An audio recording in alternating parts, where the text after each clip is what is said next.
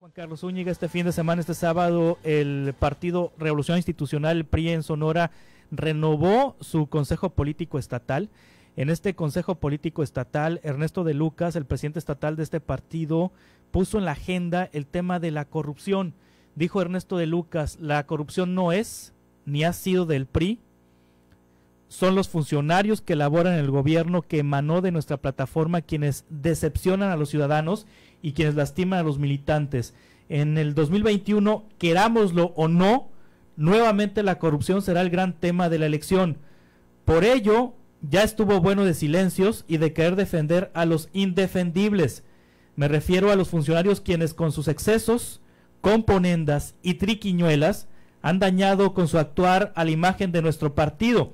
Me refiero, continúa Ernesto de Lucas, a esa gente sin escrúpulos, sin identidad priista, valores y sin principios que tanto daño le han hecho al PRI de México y por supuesto también al PRI Sonora. La disciplina partidista ya no alcanza para que sigan pagando justos por pecadores. No en el partido de nuestra gobernadora, la disciplina partidista ya no alcanza para seguir solapando la corrupción de quienes se van con todo y nos dejan el desprestigio. Es el discurso que pronunció Ernesto de Lucas. Ernesto de Lucas está con nosotros esta mañana aquí en cabina. Ernesto, ¿cómo estás? Buenos días, bienvenido. Juan Carlos, muy buenos días y muy buenos días a todo tu auditorio. ¿A quiénes te refieres con este asunto de la corrupción, Ernesto? Mira, en primer lugar, te agradezco mucho que hayas leído el discurso. Es un discurso que lo leímos y hay que contextualizarlo en el marco del Consejo Político, donde los primeros que teníamos que tener claro que este será y continuará siendo el gran tema, que es el tema que más le ha afectado al PRI como tal, que es el de la corrupción. Lo tenían que tener claro y se tenía que decir. ¿A quiénes nos referimos? Es algo, y también lo mencionaba, sin querer cometer una inferencia, falacia de generalización, absolutamente todos aquellos que tienen hoy por hoy la oportunidad de servir, Juan Carlos, y que la gente en la opinión pública lo que dice es, son priistas en general, y muchísimas veces, la verdad es que ni siquiera lo son. Te pongo ejemplos, tenemos exgobernadores en la cárcel, tenemos un gran sentido de impunidad que permeó en términos de opinión pública durante el sexenio pasado a mayor escala y que hoy por hoy, al margen de que absolutamente todos los partidos pueden presumir de gozar de una impopularidad entre la gente, el que más la tiene y el que más repudio genera hoy por hoy, precisamente por un tema de la corrupción, es el partido. Entonces, antes de salir a criticar afuera, antes de salir a criticar a los gobiernos que emanaron de otros partidos políticos, a esos funcionarios de esos gobiernos, porque la crítica que se tiene que hacer es a los funcionarios, tenemos que empezar por nosotros mismos. Y para nosotros, Juan Carlos Auditorio, la corrupción, además de robar, además de la impunidad, implica dos cosas que creo hoy nos están viendo. Y tiene que ver con la omisión, que para nosotros también es corrupción, y la ineptitud. Esos dos ingredientes los tenemos que agregar a la corrupción, particularmente, Juan Carlos, en los recorridos que hemos tenido por los municipios, en el caso concreto del gobierno del Estado. Las quejas mayores que hay es de una nula atención, de una soberbia en el actuar y en el atender a las personas de los cargos municipales que ahí imperan. Obviamente esto no implica que no estemos en condiciones de empezar a señalar los excesos que se empiezan a cometer. O sea, ¿te han señalado nombres y apellidos de secretarios de Estado, de funcionarios del gobierno del Estado que están ensoberbiados?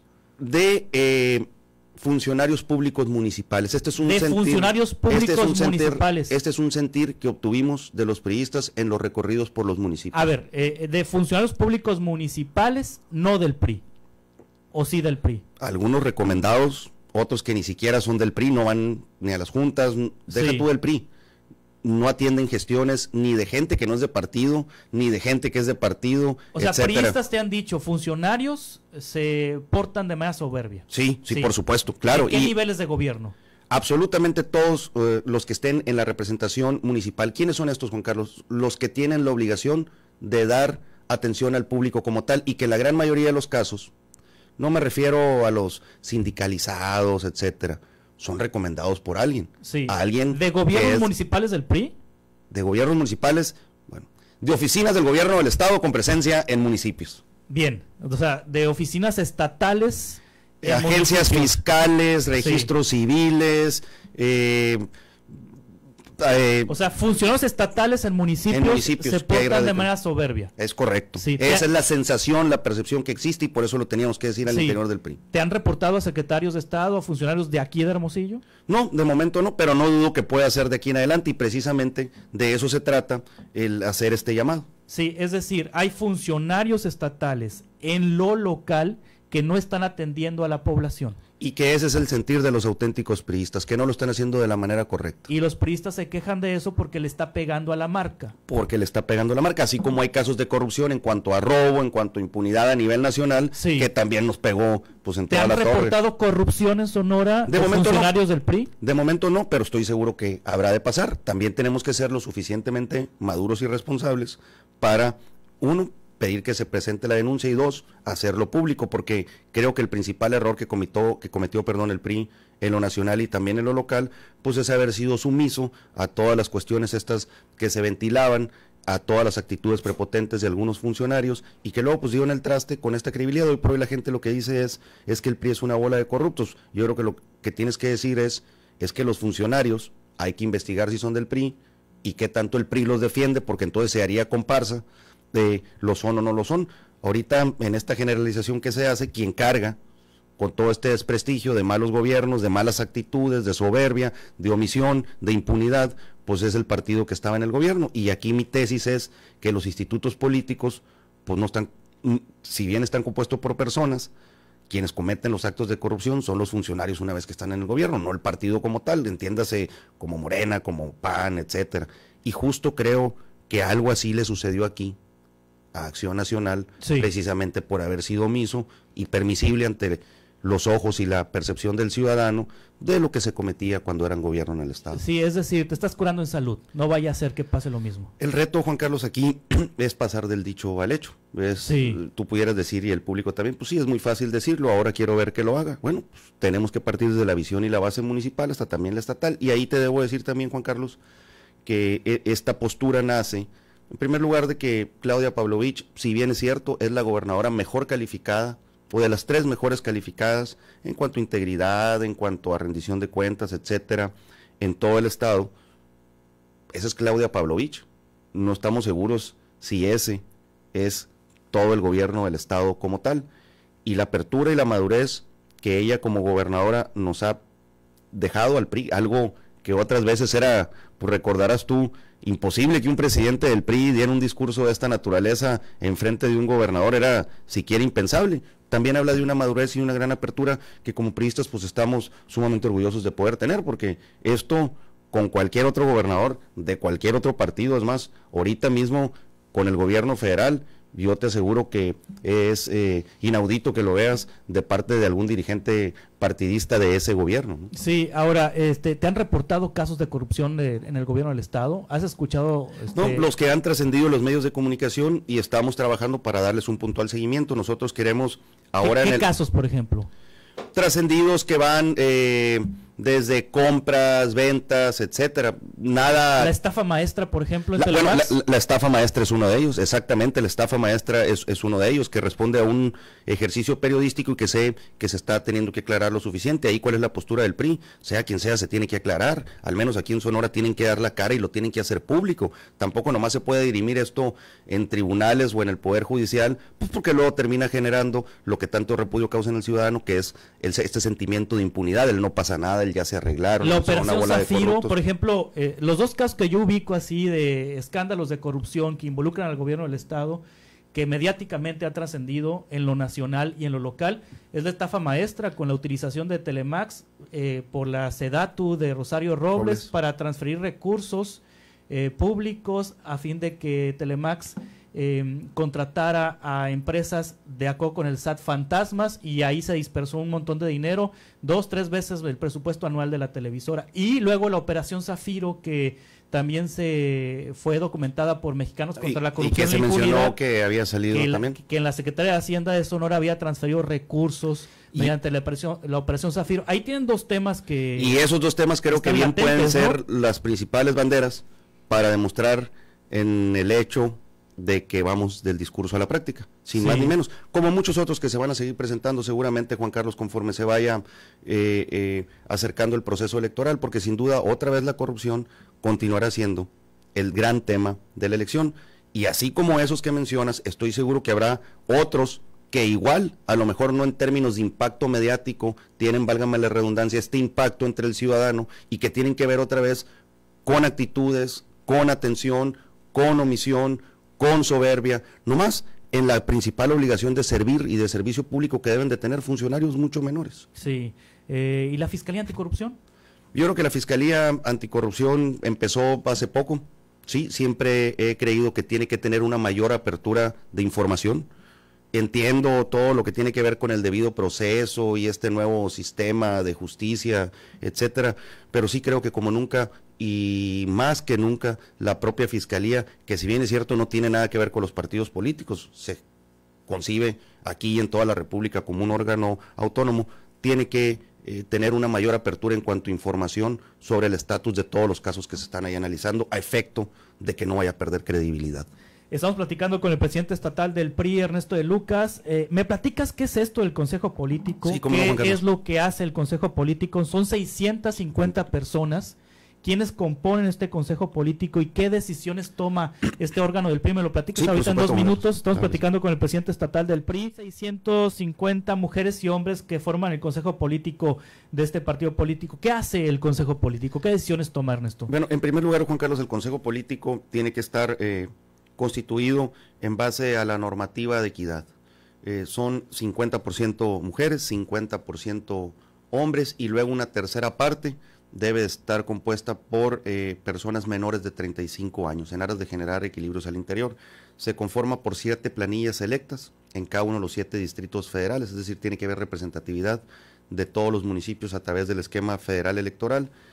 Y luego los sectores de organizaciones del partido también tienen su propuesta, que radica entre 11 y 12 integrantes.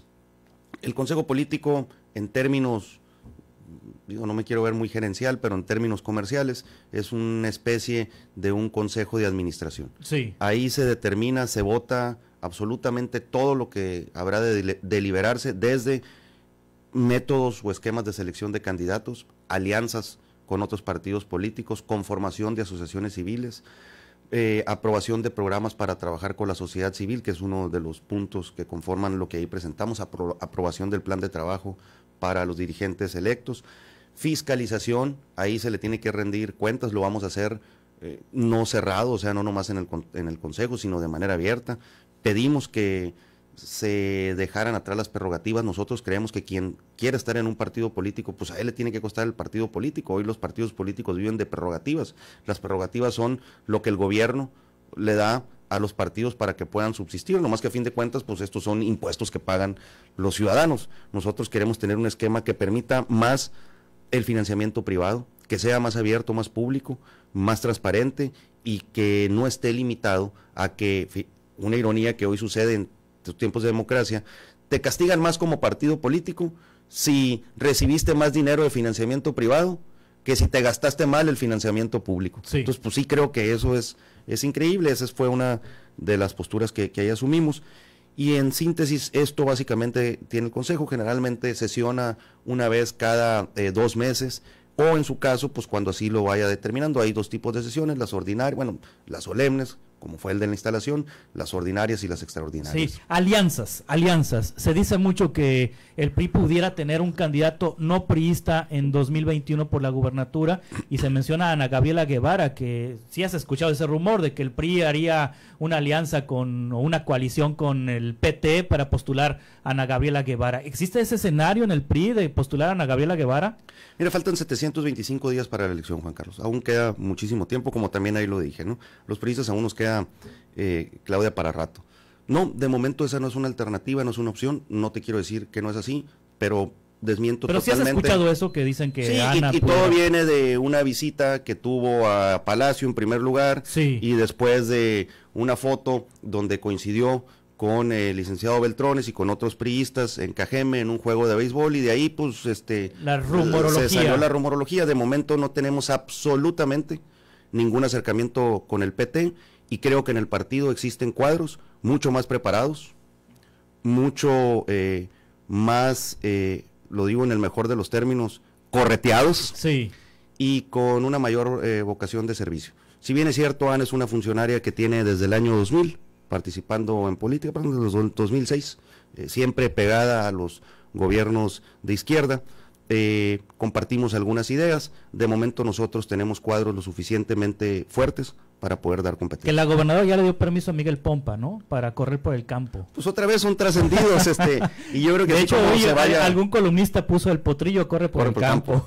Y luego también te dicen que el borrego corre por el campo, etcétera, bueno, y luego hecho, que Natalia, etcétera, ¿no? La semana pasada que la gobernadora del estado liberó borregos y marrones también en el cañón de Nacapule, le quisieron dar esa interpretación de que la gobernadora estaba ya dándole permiso. Mira, creo que tanto Miguel Pompa, que entre toda esta valoración que se ha hecho, pues ha mantenido una gobernabilidad que hace mucho no se sentía en el estado, es un buen cuadro. El propio Ernesto Gándara hoy por hoy pues debe de ser el priista pues más posicionado.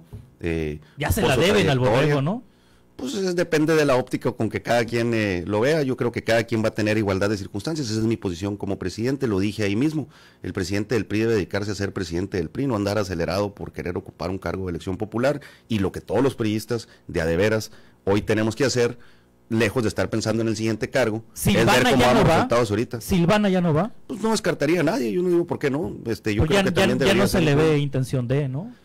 Mira, el presidente del partido no puede encartar ni descartar absolutamente a nadie, y sí tener condiciones para todos. El Roger también han dicho, ¿no? Rogelio Díaz Brown. Pues la parte del sur, Natalia Rivera, en fin. Natalia también. Más los que se vayan acumulando de aquí. Ahora bueno, bien, tú mismo, a ti también te han mencionado. Sí, nomás que yo no. ¿Tú no? Yo tengo que dedicarme a hacer, no se puede ser juez y parte. Y lo otro que tenemos que tener muy claro, Juan Carlos, es que ¿por qué no? Se tiene que buscar también perfiles ciudadanos. Si hoy partimos de la base de que la gran mayoría de los ciudadanos no tiene partido político, pues también tenemos que estar abiertos. Ha cambiado el ánimo, Ernesto de Lucas, ha cambiado el ánimo en los priistas, porque después de la paliza que nos dieron el 1 de julio, porque eso fue, Juan Carlos, y hay que decirle tal cual. La paliza nacional y la paliza local. La paliza local también. De hecho, claro, las reformas constitucionales de agosto pasado que le dieron más poder al Ejecutivo sobre el Legislativo y todos estos cambios que hicieron fueron así como una especie de vacuna ante la nueva mayoría que llegó al Congreso local, y que pues ha resultado pues medio fallida esa mayoría, no tan fuerte como se esperaba.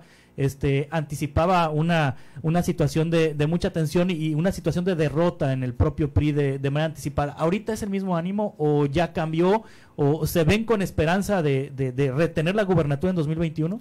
Mira, no es que sea el ánimo del PRI o de los priistas, incluso lo decía en mi participación, lo que está en juego en el 2021 no es el futuro del PRI, no es el futuro de los priistas, es el futuro de este Estado. Sí. Y es el futuro de los que aquí mandan, los ciudadanos que no tienen partido político. Ahora bien, las plataformas para poder darle rumbo a este futuro, pues es en gran medida la agenda que tengan los partidos políticos. Ahora bien, si por los resultados electorales tú ahorita pudieras tener la percepción de, oye, pues esto ya se acabó, de 21 distritos nomás ganó uno la oposición, porque ni siquiera lo ganó el PRI, lo ganó el PANAL.